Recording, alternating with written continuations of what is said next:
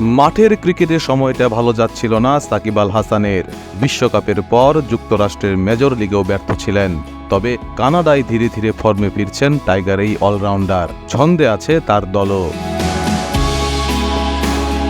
এদিকে ক্রিকেটের অবসরে এবার পরিবার নিয়ে কানাডার টরেন্টোতে সাফারি পার্কে ঘুরতে গেলেন সাকিব। নিজের ইনস্টাগ্রাম অ্যাকাউন্টে সাকিবের স্ত্রী উম্মে আহমেদ শিশির নিজেদের ঘুরে বেড়ানোর ছবি শেয়ার করে লিখেছেন ফ্যামিলি টাইম, যেখানে দেখা যাচ্ছে পরিবারের সঙ্গে বেশ ফুরফুরে মেজাজে আছেন সাকিব।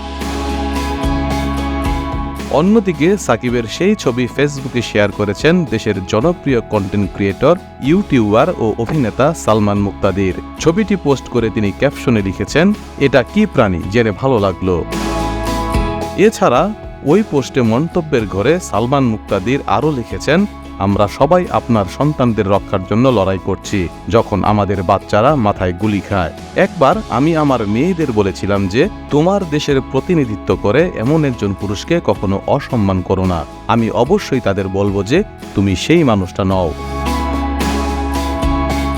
এদিকে সাম্প্রতিক সময়ে কোটা সংস্কার আন্দোলন ঘিরে দেশ জুড়ে চলছে ব্যাপক অস্থিরতা। ছাত্রদের আন্দোলনকে কেন্দ্র করে হতাহতের ঘটনায় উত্তাল দেশ। চলমান আন্দোলনে অন্য অনেকের মতো সংহতি প্রকাশ করেছেন দেশের ক্রীড়াঙ্গনের অনেক তারকাই। তবে ব্যতিক্রম কেবল সাকিব। এখন পর্যন্ত তিনি নীরবই আছেন, যা নিয়ে ক্ষুব্ধ তার ভক্ত সমর্থকরা। দেশের চলমান আন্দোলনের ঢেউ অবশ্য তাকে শেষ পর্যন্ত নীরব রাখতে পারেনি।